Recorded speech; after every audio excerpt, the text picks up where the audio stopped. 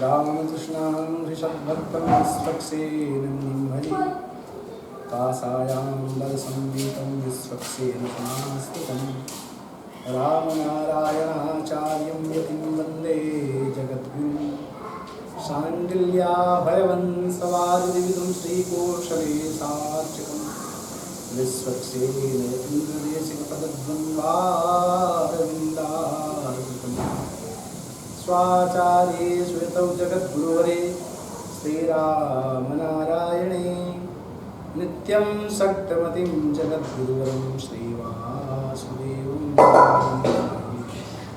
कृष्णाय वासुदेवाय देवकीनन्दनाय च नन्दगोपकुमाराय गोविन्दाय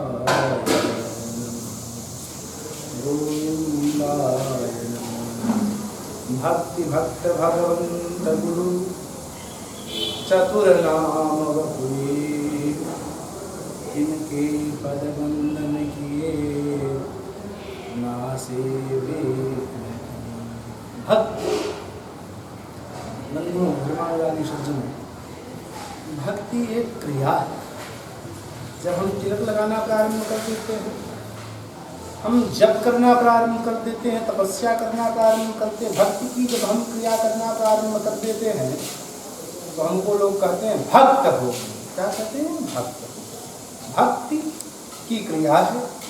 जब हम अपने स्वरूप में, अपने सनातन स्वरूप में, भारतीय स्वरूप में आ गए तो हमको लोग भक्त कहना प्रारंभ करते हैं।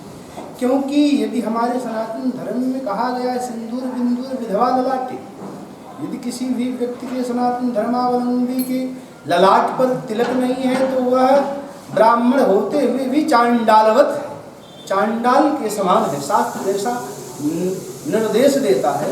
इसलिए सिंदूर बिंदुर विधवा ललाटे, जिस तरह से विधवा का ललाट बिना सिंदूर के शोभित नहीं होता है, उसी तरह से ब्राह्मण का मस्तक बिना तिलक के शोभा नहीं देता है। तो भक्ति की तिलक लगाना प्रारंभ किए, जप करना प्रारंभ किए तो लोग कहना प्रारंभ कर दिए कि भगत है। भक्ति की क्रिया किए तो लोग कहना प्रारंभ किए भगत है। भक्ति भक्त भगवंत। और भक्ति की क्रिया में किसका स्मरण करते हैं? चाहे राम जी का स्मरण करें, चाहे कृष्ण जी का स्मरण करें, या 24 अवतारों में किसी भी अवतार का स्मरण करें, या 24 नहीं तो 10 अवतारों में किसी का स्मरण करें, 10 में नहीं तो 4 में ही किसी का स्मरण करें, 4 में ही नहीं तो कम से कम 2 का भी तो स्मरण करें, रामकृष्ण। हाँ, तो जब हम भगवान नाम स्मरण करें तो उसमें कौन मिला? भगवंत। भक्ति भक्त भगवंत। और वो भगवान को बताने वाला हमको कौन है? तो हमारे आचार्य हैं, हमारे गुरु जी हैं। हमने भगवान को नहीं देखा, भगवान कैसे हैं मैंने नहीं देखा, लेकिन अपने प्रत्यक्ष भगवान के रूप में अपने आचार्य को हम देख रहे हैं। हमारे आचार्य कैसे हैं? भगवान स्वयं कहते हैं आचार्य माम बिजानी, आप मुझे आचार्य के रूप में देखो। मैं गुरु के रूप में हूँ, गुरु के रूप में भगवान है और भगवान आचार्य के रूप में है। और भगवान को प्रदान करने वाले भी कौन हैं? आचार्य। जब तक गुरु की कृपा नहीं होगी तब तक भगवत प्राप्ति नहीं हो सकती है। और गुरु क्या है? तो हमारे जीवन के गुणाम अंधकारस्य रूणामस्य प्रकाशते, जो अंधकार में प्रकाश कर दे। अंधकार क्या है? तो माया ही अंधकार है। जिस माया के चक्कर में हम आप संसार के समस्त प्राणी लगे हुए हैं, पता नहीं चल रहा है कि विष्णु और माया भगवती या सम्मोहितम जगत, भगवान नारायण की माया जिसने सारे संसार को सम्मोहित कर करके रखा है। ऐसे गुणाम अंधकारस्य, अंधकार क्या है? तो माया है। और इस माया से जो छुटकारा दिलवा करके कहे बेटा इस संसार में तुम्हारा परब्रह्म परमात्मा श्रीमन नारायण के अलावा, भगवान के अलावा तुम्हारा कोई नहीं है, वही कौन है? गुरु। अंधकार में जो प्रकाश को कर दे, गुणाम अंधकारस्य रूणामस्य प्रकाशते, जो अंधकार में प्रकाश को फैला दे, ज्ञान रूपी ज्ञानांजन शलाकया, ज्ञान रूपी जो अंजन काजल लगा कर करके हमारे नेत्रों को शुद्ध कर दे, ऐसे हमारे कौन हैं? गुरु हैं, जो हमको प्रकाश की तरफ इंगित करते हैं। प्रकाश की तरफ जाओ, और प्रकाश की तरफ जब जाते हैं तो वहाँ पर भगवान हमको दिखाई पड़ते हैं। भगवान को हमने तो देखा नहीं, लेकिन गुरु जी ने बताया कि बेटा यह भगवान है। सर्वस्य लोचनम शास्त्रम, सबका नेत्र क्या है? शास्त्र है। शास्त्र कहता है परमात्मा हमारे भगवान है। माता पिता च भर्ता च गुरुश्च मम राघव, माता पिता पति गुरु सब हमारे भगवान राघवेंद्र हैं, भगवान नारायण हैं। गुरु जी ने कहा बेटा भगवान का स्मरण कर।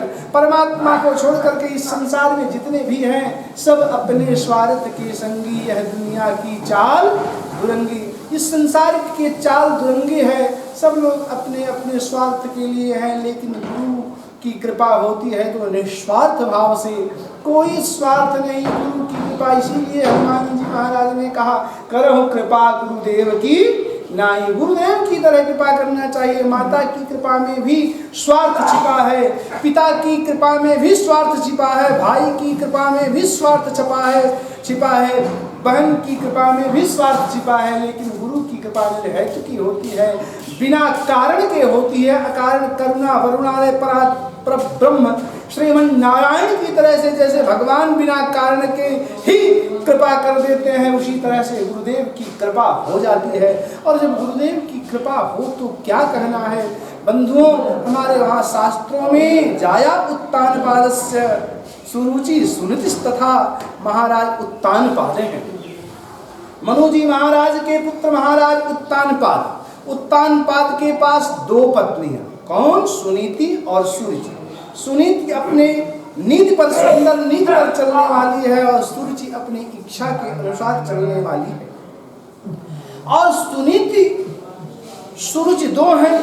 तो यह बोले कि भैया उत्तानपाद कौन है? तो बोले यह जीव ही उत्तानपाद है, यह जीव ही उत्तानपाद है। इस जीव की दो पत्नियां हैं, एक सुनीति जो सुंदर नीति के द्वारा चले, और एक सुरुचि है जो अपने रुचि के मन मौजी मन की इच्छा पर चले, जो मन कहता है उसके अनुसार करे। वह सुरुचि है अपने रुचि के अनुसार काम करने वाली।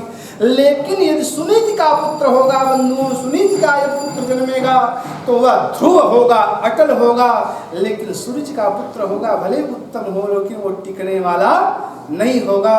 तो महाराज उत्तानपाद के पास, महाराज उत्तानपाद जो मनु जी महाराज के पुत्र हैं, मनुष्य शत्रुपाया त्रिस्त्र कन्या से गिरे। मनु जी शत्रुपा के द्वारा 3 कन्याएं हुई, 2 पुत्र हुए, प्रियव्रत और उत्तानपाद। उत्तानपाद के पास 2 पत्नियां हैं और पहली पत्नी मूर्धाभिषिक्त साम्राज्ञी सुनीति हैं। और जब सूरज का विवाह, पहले तो जब बहुत दिन बीत गए, सुनीति को कोई संतान नहीं उत्पन्न हुए, तो लोगों ने कहा महाराज दूसरा विवाह कर लीजिए, हो सकता है इनसे संतान न हो, दूसरा विवाह करने से आपको संतान की प्राप्ति हो जाए, ऐसा सोच कर करके जो है। लेकिन महाराज उत्तानपाद नहीं कर रहे थे। तब सुनीति ने भी निवेदन किया भगवान विवाह करना कोई अपराध नहीं है, आप दूसरा विवाह कर लीजिए, लगता है मेरे प्रारब्ध में कोई संतान ही नहीं है। ऐसा सोच करके जब सुनीति ने निवेदन किया तो महाराज उत्तानपाद ने सुरुचि नाम की पत्नी से, सुरुचि नाम की स्त्री से विवाह कर लिया। और सुरुचि आते ही सौतिया डाह होता है ना, सौतों का जो चक्कर होता है, उस सौतिया डाह में आकर करके आई, पंडितों को बुलवाई, विद्वानों को बुलाई, विद्वानों से कहा कोई ऐसा उपाय कीजिए। बोले क्या? बोले किसी तरह से रानी सुनीति को राजमहल से बाहर कर दिया जाए। ज्योतिषियों ने कहा देवी ये हमसे नहीं होगा। बोली ठीक है, आपसे नहीं होगा तो आप ब्राह्मण ठहरे, दक्षिणा लीजिए, जाइए। ब्राह्मणों को भेज दिया। महाराज उत्तानपाद आए, बोले आज ज्योतिषी लोग आए थे, कुछ बताए क्या? बोले हाँ बताए हैं। बोले क्या बताए हैं? बोले उन्होंने बताया है कि जो है एक घड़े में दही को लेकर के 1 वर्ष तक महारानी सुनीति उसकी रक्षा जंगल में जा करके करें, और जब 1 वर्ष के बाद वो दही का घड़ा आएगा और उस दही के घड़े में की दही से मैं स्नान करूंगी, तब जा करके पुत्रवती होंगी। ये तो लंबा चौड़ा चक्कर था, किसी भी तरह से राज्य से सुनीति को निकालने की नीति थी। सुनीति ने कहा अच्छा। अब महाराज उत्तानपाद ने वही करवाया। सुनीति चली गई जंगल में, तपस्या करने लगी और तपस्या करते हुए उस घड़े की रक्षा करने लगी। और इधर धीरे धीरे समय व्यतीत होते होते 11 महीने 27 दिन व्यतीत हो गए, 28वां दिन लग गया। 28वां दिन जब लग गया तो उसी दिन देवी सुनित जंगल में बैठी हुई कुटिया में तपस्या कर रही थी। तब तक एक अंधे और अंधी उपस्थित हुए। कहे कोई है तो मुझे जल पिला दो। तो ये देवी सुनित बड़े पवित्र भावना के साथ गई, जल पिलाया। अंधे और अंधी ने कहा पुत्रवती भव, जाओ तुमको पुत्र रत्न की प्राप्ति हो। देवी सुनित ने कहा ये कैसे होगा महाराज, यदि मुझे पुत्रवती ही होना होता तो अब तक कितने पुत्र हुए होते, लेकिन अभी तक एक भी पुत्र नहीं हुए। तो महाराज उत्तानपाद को दूसरा विवाह करने की क्या आवश्यकता पड़ती, दूसरे विवाह करने की कोई आवश्यकता नहीं थी, इसलिए मुझे विश्वास नहीं होता है। दंपति ने कहा, अंधे और अंधी ने कहा देवी विश्वास करो। बोली विश्वास नहीं होता है, विश्वास होना होता तो अब तक कितने संतान हुए होते, दूसरा विवाह करने की आवश्यकता नहीं पड़ती। ऐसा कहकर के जो ही हुआ तब तक एक दिव्य प्रकाश छिटका और प्रकाश से लक्ष्मी नारायण भगवान प्रकट हो गए। बोलिए लक्ष्मी नारायण भगवान की जय। लक्ष्मी नारायण भगवान को देख करके प्रसन्न हो गई और देवी सुनित के बोले देवी सूरज से पहले तुमको पुत्र रत्न की प्राप्त होगी, सूरज को बाद में पुत्र रत्न की प्राप्त होगी, प्रथम तुम्हें पुत्र रत्न की प्राप्ति होगी। देवी सुनित ने कहा ठीक है।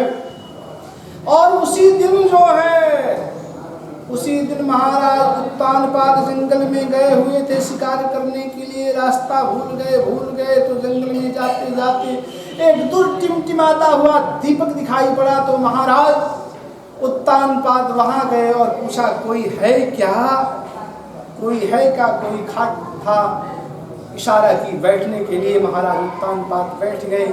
एक पात्र लाई, उस पात्र में जल लाई। जल ला करके चरण को महाराज उत्तानपाद को धुलना चाहा और वहां पात्र क्या रहा होगा, कुछ ऐसा ही था जिसमें धुला जा सके। उस तरह से देवी सुनित ने चरण को धुलना प्रारंभ किया और महाराज उत्तानपाद ने सोचा मेरे राज्य की सीमा लंबी चौड़ी है, हो सकता है कोई मेरी प्रजा हो। और जो ही चरण को स्पर्श किया देवी सुनित ने तो महाराज उत्तानपाद ने कहा जैसे बिजली का करंट लगे उसी तरह से चिर परिचित स्पर्श को देख करके कहा देवी तुम कौन हो, बताओ। तुम्हारे स्पर्श से तो लग रहा है पहले से परिचित है। देवी सुनित ने कुछ कहा नहीं, कुछ भी नहीं कहा, रोने लगी, आंखों से आंसू गिरने लगे और महाराज उत्तानपाद के चरणों में सर को मस्तक को रख दिया। महाराज उत्तानपाद ने कहा देवी मैं समझ गया, तुम मूर्धाभिषिक्त साम्राज्ञी हो, तुम महारानी सुनित हो।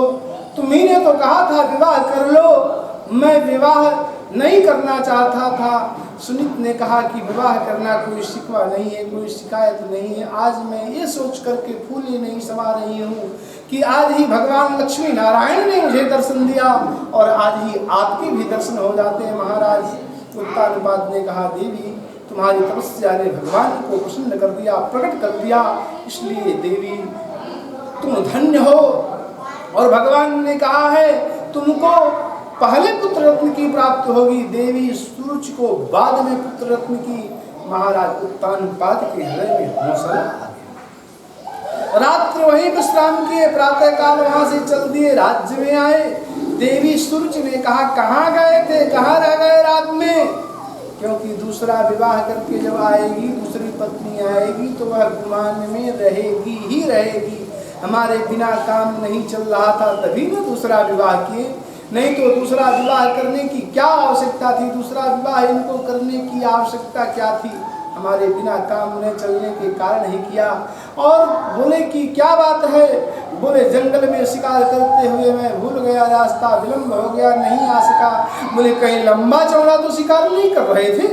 बोले क्या मतलब है तुम्हारे कहने का, क्या मुक्तार्थ है, क्या मतलब है। देवी सूरज ने कहा यही कि अब जो है आज 11 महीने 29 दिन बीत गए, कल 12 महीना व्यतीत हो जाएगा, कल समाप्त हो जाएगा। देवी सुनित को लाना चाहिए, जब घड़े का दही आएगा मैं स्नान करूंगी तब पुत्रवती होंगी। बोले ठीक है, देवी उसकी व्यवस्था कर दिया जाता है। अब उधर से देवी सुनीत को लाया जा रहा है। सूरज ने पहले ही कुछ ऐसी तैयारी कर ली कि उसको राजमहल से, राजप्रासाद से दूर रख दिया जाए। दूर रख दिया, गांव में एक जो है कुटिया बना करके वहीं पर देवी सुनीत को रख दिया गया। सुनीत वहीं रहने लगी और कुछ दिन के बाद सुनीत ने अपने संतान को जन्म दिया। 9 माह के बाद उस देवी सुनीत ने अपने संतान को जन्म दिया और उसका नाम रखा ध्रुव। उसके कुछ दिन के बाद देवी सूरज ने भी संतान को जन्म दिया, उसका नाम हुआ उत्तम। उत्तम राजप्रासाद, राजमहल में रहता था और राजकीय सुखों का उपभोग करता था। लेकिन देवी सुनीत का पुत्र ध्रुव जंगल राजप्रासाद से दूर रहता था, गांव के बालकों के साथ खेलता था। किसी दिन किसी बच्चे ने पूछा, अरे तेरे बाप का क्या नाम है? बालक को अभी तक अपने पिता का नाम नहीं मालूम था। रोने लगा, बिलखने लगा, रोता हुआ वह आया। माँ से पूछा, माँ मेरे पिताजी कौन है? माँ ने कहा, बेटा तुम्हारे पिताजी महाराज राजाधिराज चक्रवर्ती सम्राट उत्तानपाद है। बेटे ने कहा, माँ पिताजी मुझसे मिलने नहीं आते हैं। बोले, राजकाज के चक्कर में समय नहीं मिल पाता है, इसलिए नहीं आ पाते हैं। बेटे ने कहा, मैं जा रहा हूँ पिताजी से मिलने के लिए। माँ ने रोका भी नहीं, हुआ बालक गया और द्वारपालों ने देखा, आज राजकुमार को देख करके कौन किसकी हैसियत है कि जो द्वार छोड़ मत दे, रास्ता मत दे। आज पहुंच गया बालक अपने पिता के पास। महाराज उत्तानपाद से बालक खेलने लगा। महाराज उत्तानपाद अपने गोद में लेकर के मानो उस बालक के साथ खेल रहे हो। बच्चे ने कहा, पिताजी इतना दिन हो गए आप नहीं आए। पिताजी ने कहा, महाराज उत्तानपाद ने कहा, बेटा क्या कहूँ, राजकाज में व्यस्त थे, नहीं आ पाए। हाँ, इस तरह से मानो पुत्र और पिता में आपस में वार्तालाप हो रहा था। तब तक जो है सूरज ने देखा और सूरज आकर के हाथ को पकड़ के झटकती है, उतार देती है। तुमको यदि पिता की गोद और राज सिंहासन पर बैठना है तो जाकर के भगवान की तपस्या कर। भगवान की तपस्या करने के बाद भगवान को प्रसन्न कर। भगवान को प्रसन्न करने के बाद भगवान से वरदान मांग, मेरे गर्भ से जन्म लेने का। और जब तू मेरे गर्भ से जन्म लेगा तब राजा की गोद और राज सिंहासन पर बैठने का उत्तराधिकारी होगा। उस बालक ने सोचा, पिताजी मेरा कुछ पक्ष लेंगे, लेकिन पिताजी ने भी कोई पक्ष नहीं लिया। अंत में वह बालक रोता हुआ, पिताजी ने भी मुख मोड़ लिया और जब मोड़ लिया तो वह बालक रोता हुआ, बिलखता हुआ, मातु सपत्न्या सदृप्त विद्या व्यसनुषादंडो यथा ही। जिस तरह से किसी सर्प के ऊपर डंडे से प्रहार कर दिया जाए तो लंबी लंबी सांसें लेना प्रारंभ करता है, उसी तरह से बालक ध्रुव पिता माँ के वचनों से आविद्ध होकर करके वह अपनी माँ के पास गया। माँ से कहा, माँ ने कहा, बेटा क्या हुआ?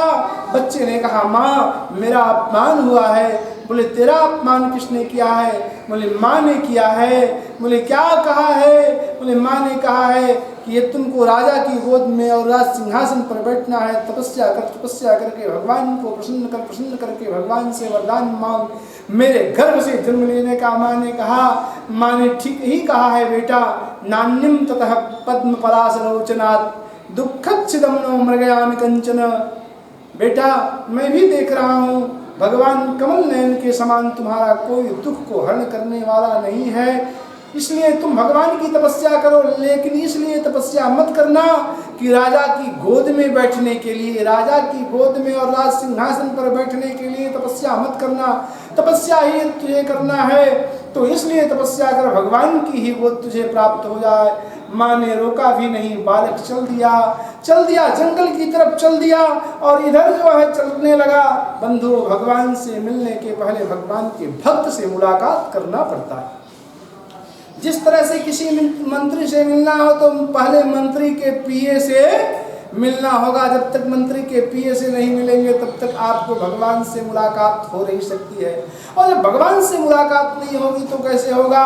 भगवान का भक्त जब तक नहीं होगा तब तक भगवान से मुलाकात नहीं होगी। रास्ते में भगवान से मिलने के लिए जब बालक ध्रुव चलता है तो रास्ते में भगवान के भक्त मिलते हैं। बोलिए नारद भगवान की जय। नारद भगवान मिल गए और जब नारद भगवान मिले तो नारद भगवान को प्रणाम किया बालक ने। नारद जी ने तो सोचा ये हमारा पोता है ना, मेरे भाई का पोता तो मेरा पोता महाराज मनु का पोता है, तो हमारा भी पोता मनु जी महाराज ब्रह्मा के शरीर से उत्पन्न हुए हैं, तो देवर्षि नारद भी ब्रह्मा जी के शरीर से उत्पन्न हुए हैं। इसलिए उन्होंने कहा मेरे भाई का पोता है तो मेरा पोता है। बोले कहाँ जा रहे हो बेटा? उसने कहा तपस्या करने के लिए। बोले तपस्या करके क्या करोगे? बोले तपस्या करूंगा। किस लिए तपस्या करने जा रहे हो? बोला मेरा अपमान हुआ है। तो तुम्हारा अपमान किसने किया बेटा?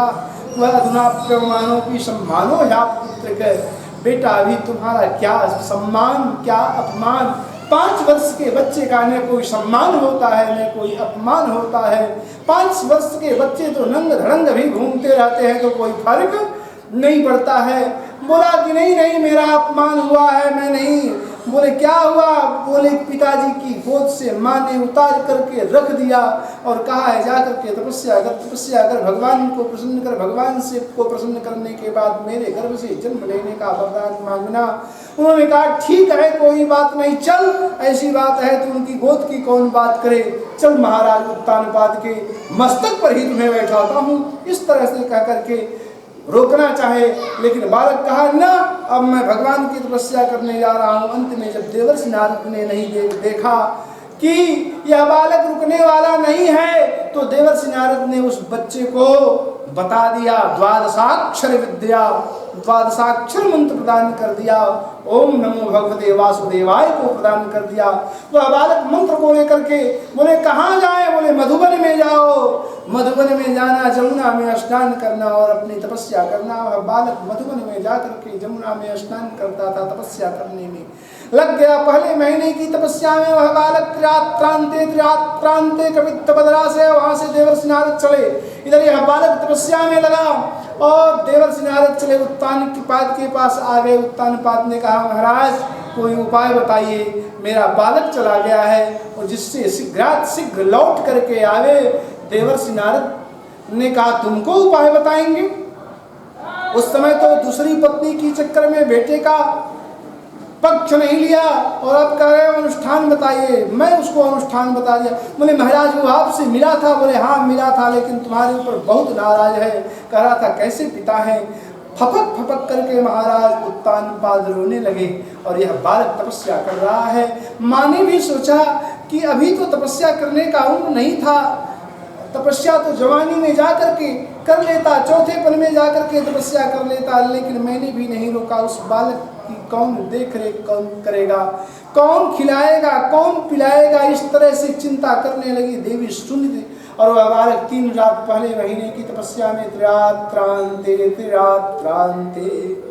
कपित्थ बदराशय, पहले महीने की तपस्या में जब 3 रात बीत जाती थी तो वह बालक कैथ खा लेता था। कैथ खट्टा खट्टा होता है, पीला पीला सफेद रंग की कैथ होती है, बेल की तरह से उसका छिलका कड़ा होता है और नीचे खट्टा खट्टा होता है, थोड़ा सा पीला छू करके होता है, पानी में खट्टा लगता है।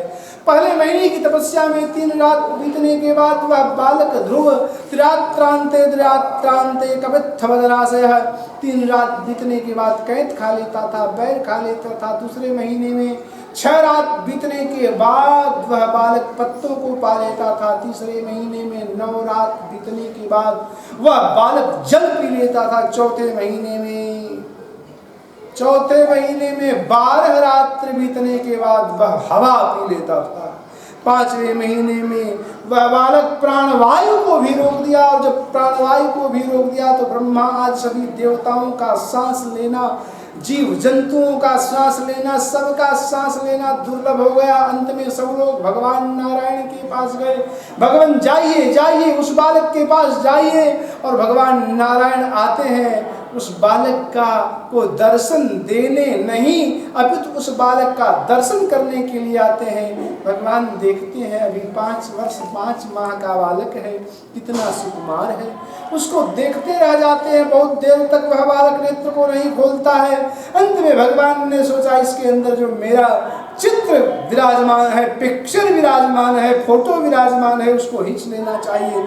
मैग्नेट की सहायता से भगवान ने जिस तरह से लोहे को मैग्नेट में एंजॉय किया जाएगा, सताया जाएगा तो खींच लेगा, उसी तरह से भगवान ने अपने स्वरूप को जब खींचा, या बालक घबरा करके नेत्र को खोलता है तो देखता है सामने साक्षात नारायण विराजमान है।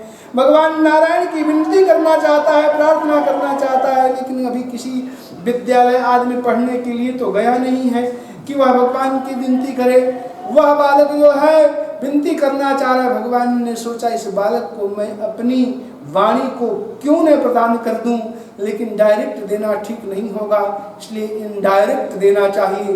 भगवान ने उस बालक के सोचा इस शंख को जब हमारे ओठों से लगती है तो इससे ध्वनि निकलती है, इस ध्वनि दानव दर्पहंता, जिसकी ध्वनि से दानव लोग घबरा जाते हैं। और क्यों न मैं इस बालक को इस शंख के माध्यम से ही सरस्वती को प्रदान करें। और भगवान ने सोचा इसको कहाँ स्पर्श कराया जाए, तो कपोले वसते वाणी, गाल में सरस्वती का वास होता है, इसलिए उस बालक ध्रुव को मुस्पर्श शंखम कृपया कपोले, उस बालक ध्रुव के गाल में जो ही शंख का स्पर्श कराया और यह बालक तत्काल विनती करने लगा, योऽन्तः प्रविश्य मम वाचमिमां प्रसुप्तां संजीवयत्यखिल शक्तिधर स्वधाम्ना अन्याश्च हस्तचरण श्रवणत्वगादीन् प्राणान् नमो भगवते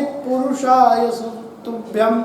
हे भगवान, आप मेरे अंतःकरण में प्रविष्ट होकर के योऽन्तः प्रविश्य मम वाचमिमां प्रसुप्तां, जो मेरी वाणी सो रही थी उसको आपने जागृत कर दिया, मेरे हाथ को जागृत कर दिया, पांव को जागृत कर दिया, मेरे सर्वांग को, अन्याश्च हस्त श्रवण चरण श्रवणत्वगादीन्, आपने मेरे इंद्रियों को जागृत कर दिया, मेरे चमड़े को जागृत कर दिया। बोले ये सब क्या बोल रहा है? बोले वह जो बालक 5 माह 5 माह का था, उस बालक की शरीर 16 वर्ष के बालक की तरह से हो गई। और वह उसको भगवान ने कहा वरदान मांगो।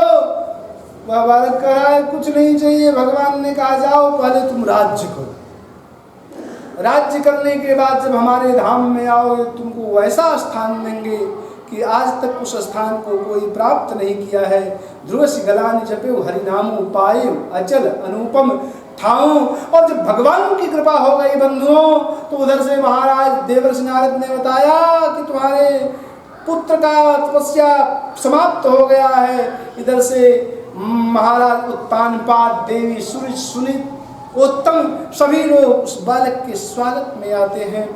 बालक ध्रुव का चरित्र ही ऐसा है।